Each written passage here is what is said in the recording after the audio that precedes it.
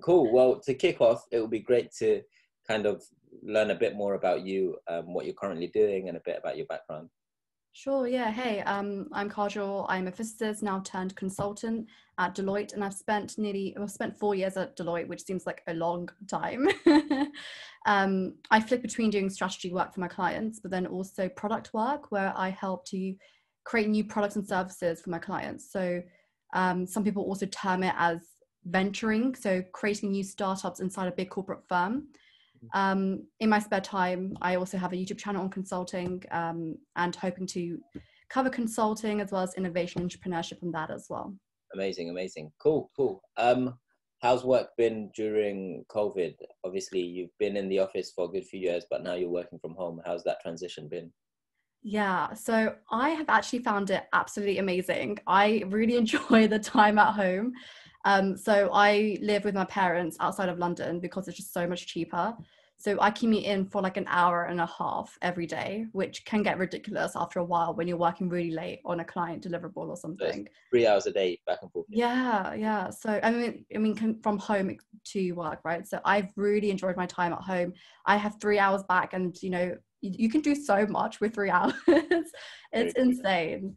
So no, I've really enjoyed working at home. I do think the only difference is that when you're trying to create new ideas or or like work together in a team in terms of workshops or idea generation, yeah. it's really difficult to do that over a laptop because it's harder to bounce off people.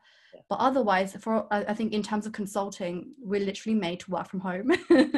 Apart from that, I would say like it's been completely fine. Yeah, I think obviously the world's kind of taken a new path, and all Yeah. companies are kind of exploring what's better. Is it better to have their employees work from home, or maybe 2 or 3 days a week in the future? But there is definitely a benefit of being in the office, being around people, having Sure. that also for your personal like growth in your career. Yeah. You need that human interaction, but obviously working from home has a lot of perks Yeah. as well. I think that's a really important point that you've mentioned, because I think having those side coffee chats or meeting people, just in the corridor or something, you kind of stay in touch somehow, and you can be like, actually, I would love to grab a coffee with you. Yeah. So I know I definitely haven't spoken to lots of people that I would typically speak to and who are like my unofficial mentors at the workplace. So that's the negative of working from home. Yeah, no, fair enough. Cool. So if we take it back a bit, what was growing up like for you? Were your parents keen on you becoming a certain type of professional, like a Yeah. doctor, engineer? You know, the Yeah. typical stereotypical Yeah. Asian You've parent. hit it. And Yeah. was it like, did you grow up with like lots of siblings, or was it just you, or how was all of that? Yeah. Yeah, so I think you really hit it in like on the head. So typically in Asian families, we have like, a doctor, an engineer, or like, a business person. Yeah, yeah, So my dad definitely was influenced for me to go into like business because he has a family business. So he was like, you should definitely go through that path. My mum, on the other hand, was like, you should become a doctor because, the secure sense of money when you become a doctor. For me, I really loved solving problems, and I found that in physics. So my parents weren't not keen, but they were like, okay, where can this actually lead you? So it took some education to let them know where physics would lead me. And actually, you can see that I studied physics, but I attended a consultant, so it had like no relevance whatever. yeah. Um, but yeah, my parents were great in terms of really supportive, but they were really focused on education. So I don't think they valued education when they were growing up. So for me, they really pushed me to like, tuitions, study, and, try to get me into some of the best schools and universities, which I think, definitely did instill a sense of drive in me because of them. Cool, cool. And so, did you do IB or A levels? I did A levels. Got it. What A levels Yeah. did you study, and how did they go? Yeah, so I did maths, further maths, physics, and economics. Economics for my dad, by the way. Oh, fair enough. But so I got 2 A stars and 2 A's, but I went to a grammar school, and I'm not going to like completely lie. My teachers, like I had English teachers teaching me physics, for instance, and I think in some of these schools you've kind of got to put in extra effort and have a drive to kind of like succeed, because you're not going to get the best education sometimes. So my parents were really the ones who made me sit down and like, you know, practice and study, and I like really thank them today. No, great. And then so you decided to do physics at degree level. Tell us a bit about where you did your undergrad, how that was, what was that like? Just about that experience. Yeah, sure. So I applied for physics at Imperial, somehow managed to get in. And I mean, you passed your A levels, so fair enough. I know, but still, I'm just like, how did I pass the interview? Because it, like, when I look back at it, it was actually really difficult. So I came in really motivated. So I, you know, just before going into physics, I did a summer school at Oxford, which is just for like, you know, state school children. I did a winning women program at JP Morgan. But I kind of lost my sense of drive when I went into university. So, and I think it was because of the people I kind of hanged around with, the whole social scene. So for me, I kind of lost, like, actually, I should be applying for internships. Actually, this is what I should be doing. So I kind of winged it through university, I'm not going to lie. I think it was only till the end of third year, I was like, okay, I really do need to get my act together. And I missed all the internship cycles. I missed everything. Ended up somehow finding some internships in, you know, engineering companies, and defense companies like BAE Systems and Jaguar Land Rover, which they weren't consulting roles. They were just like roles in there for me to like learn what work life would be. And somehow, again, missed all the application cycles for, you know, for the graduates, and kind of I applied in around, I think it was around January. I applied when everything was closed. There was only a couple of handful graduate roles open, and I was basically like, you know, should I wait for the next cycle and then only wait for another year to start? Because at this time, don't forget, I've kind of just graduated in a way, so it'll be 2 years me doing nothing really. So I applied then and managed to get into Deloitte somehow. I also got PwC, but I chose to go to Deloitte at that point. Don't do what I did. No, fair. But I guess you got there in the end. What were your peers on your course like? Given it was physics, and you know, there's lots of career paths to pursue, like from doing a physics degree. Were a lot of your peers applying to consulting, banking, engineering, physics-related careers, or what was that like? Yeah, so I think the friends that I had around me at that point didn't really apply for internships, and I think that's why I was influenced not to.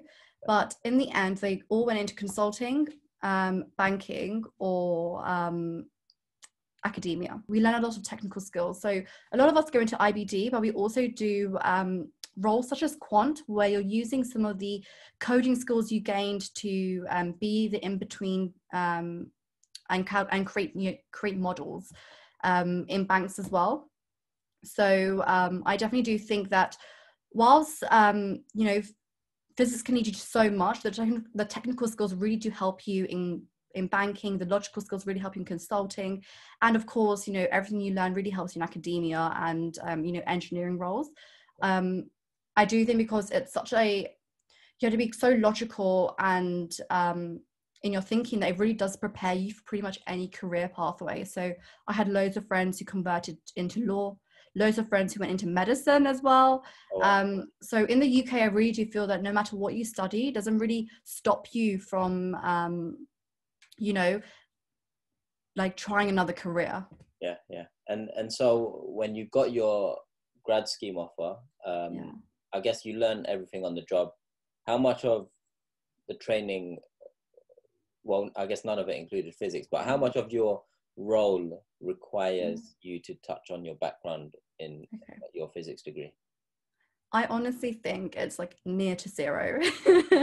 I knew that's going to be the answer. But but I actually do think now that actually if I had the opportunity to do an apprenticeship, maybe I should just done that, because I would be earning extra dollar so much earlier.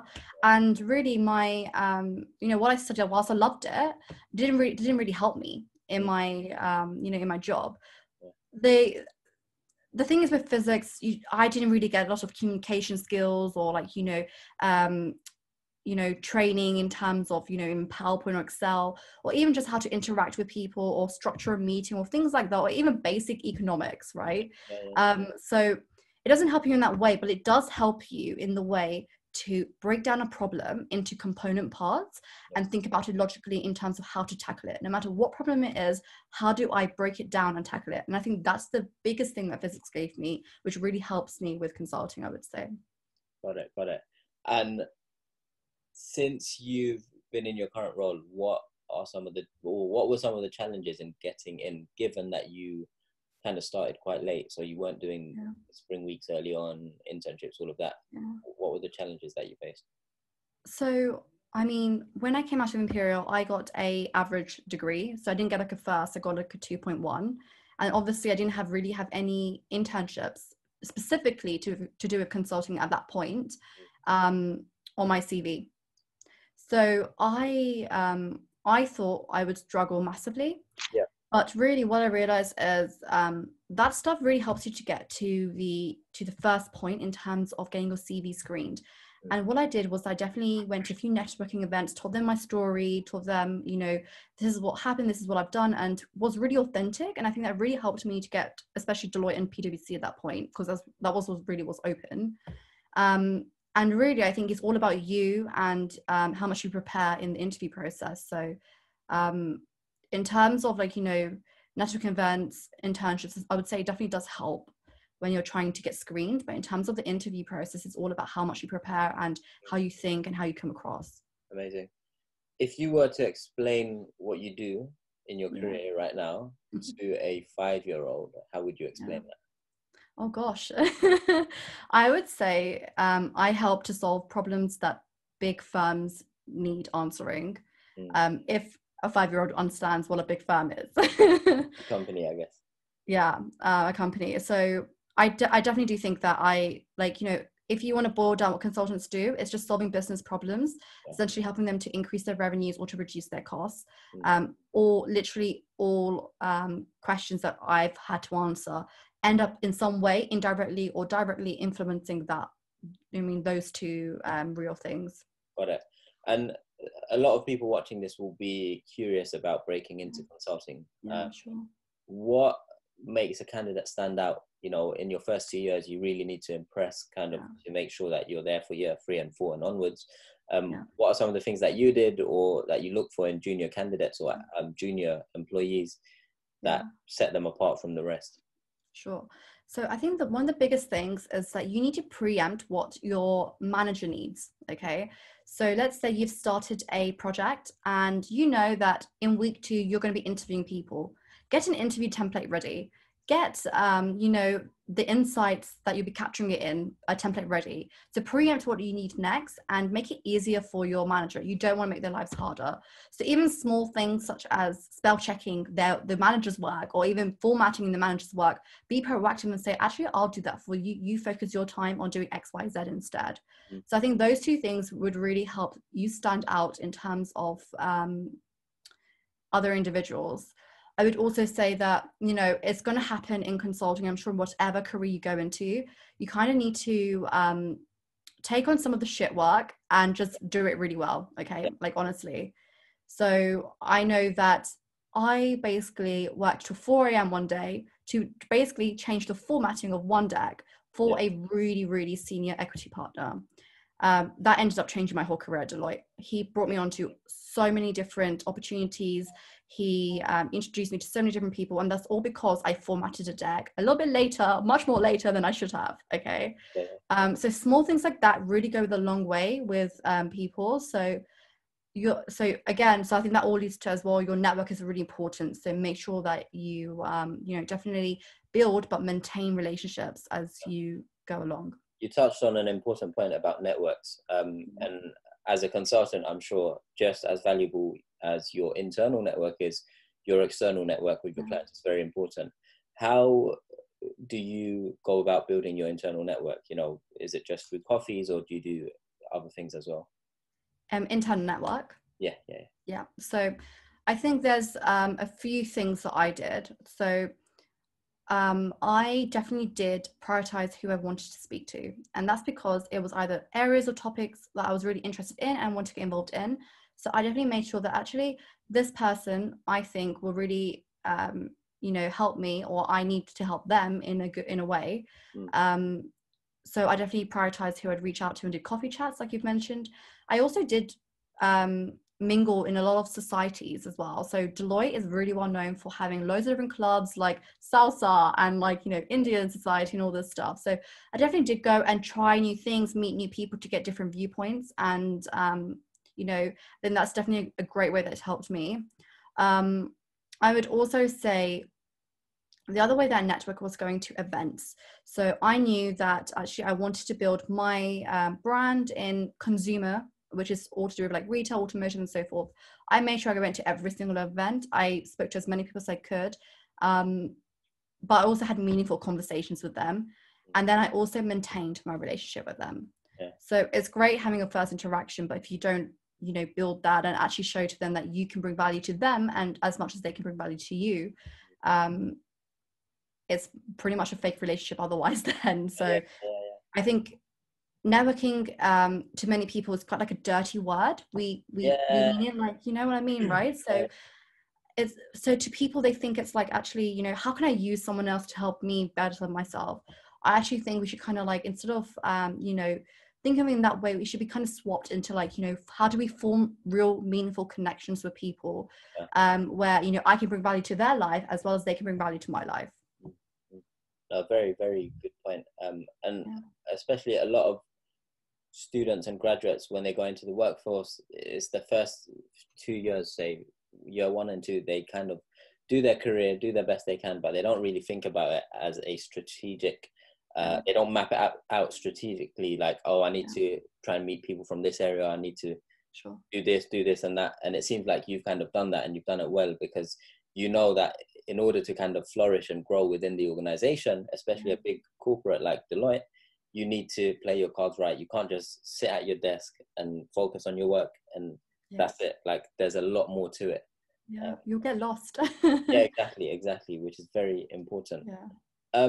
Okay, cool. Now I want to move on swiftly to your YouTube channel, because obviously it's an interesting area to talk about, and you're doing a lot of good work on there. You're doing a lot of good videos. I've just pulled up here. So tell us a bit about your channel, what made you start it, and who it's for. And obviously I'll link to your YouTube channel in the description below. Thank you so much. So I primarily started this channel because when I was applying for consulting, which was albeit really, really late, I had no clue what I was applying to. So you'll see there's a lot of fluff on these job descriptions. They end up sounding the same, needing the same skills often. But on the other side, it's really different. And I think I kind of joined a role, which I did like in the end, but it was very different to what I thought it would be. So I wanted to start this channel to, one, help people understand if consulting is a real fit for them. Two, like demystify consulting and what it actually is. But three, also, I think help people when they join consulting, how to flourish in their early careers. Purely because up to uni, I think you kind of get handheld. But then after uni, you're kind of thrown into like the big world. There's no one to really hold your hand, and no one really tells you what you need to do to, do well in a career. So I think that's where I want to take this. So really right now it's for, people moving into consulting or wanting to get into consulting, and, consultants. But I also want to take it into, entrepreneurship and innovation and things that we learn in consulting, which can help businesses and startups as well. So I think I want to take it down that route as well. Amazing. And for those of you wondering, it's management.consultant. I'll link it below as well. You started it quite recently, so it's 3 or 4 months ago. 2 months. Oh right, 2 months ago. Fair. Just seeing your first video 2 months ago. So what are you uploading videos every week or every 2 weeks, or how's that? Every week. And God, it's so hard when you're working. I really need to showcase this because I'm struggling right now on when you have a really big project and I basically, for the last 4 weeks, I couldn't make any videos because I was working weekends, and just because like I needed to for myself, I knew that. So I didn't have any time to record videos or even work on it. So my batch of videos is done, and I'm kind of like doing it week by week now. Yeah, no, fair enough. And in terms of response from Deloitte, have they kind of encouraged it, or what's that been like? Yeah, they've been so encouraging, which I That's actually it. didn't think they would have been. So it's been really good. I obviously, just made sure I was okay with Deloitte, completely fine. They actually, like, I've had a few partners who've shared it, who've been promoted on Deloitte blogs. Oh, It's nice. been really kind of them. So if Deloitte is listening, thank you. Yeah. No, it's good. It's always nice to have a firm that's supportive of what you're doing. Yeah. Oftentimes, a lot of the big corporates can be a bit iffy because of compliance. They Yeah. need to manage what goes out. Yeah. And I think they've been kind of like they kind of moved towards this idea of like career influencers. So they've kind of like started targeting people in Deloitte who, can shout about the brand or like, shout about some of the work we're doing. So it sounds very millennial. Well, no, it's good. Like, It's a good idea. I think it's a space where, and it's kind of where I saw when after I left Goldman's, I was like, all right, I've got all this knowledge and info up here. I came from a working class background, and there's millions of kids out there that don't have a clue how to break in to this industry that's kind of so not many people know about. And so I thought, you know what, one video every week to kind of demystify all of that. And it's kind of, it's helping a lot of people globally as well, which is great. How was your firm with it then? Were they completely fine with it? No, so this is, well, I started it after I left because the idea kind of came to mind while I was there, but I knew there was just too many layers. And it's like, also with Goldman, most like the FT and most news websites like to use Goldman's name as clickbait. And if they find anything, it's too risky. So to avoid that risk, Goldman would have said no, but I decided I'll do it after I left. But yeah, fortunately it's worked out. And also it was like no one in the organization was doing it, and partly because they probably weren't allowed. But now it's, it's all good. In terms of advice for current students and graduates, what advice would you share for during uni and after they graduate to break into consulting? Okay, so during uni, definitely see if you can apply for networking events and internships. I think that was my biggest regret, that I didn't do that. And I think it would have really helped me to apply to so many different consulting firms. I also do think don't give up, because you're going to probably get rejections left, right, and center. Learn from them. Okay, so get the feedback and learn from that and improve your CV and whatever for the next batch of applications you send out. And for those who have left university and are trying to break in, I would definitely say that see if you can, during this time it's a little bit difficult, but see if you can try and do these side pro bono consulting projects, which really help you get some real experience real experience as a consultant. And I do think apps are going to open this year. And I do think maybe they may reduce the quota, but I do think apps will open this year. Try and stand out in your application, even in the assessment center. The hardest part is getting to your CV screened.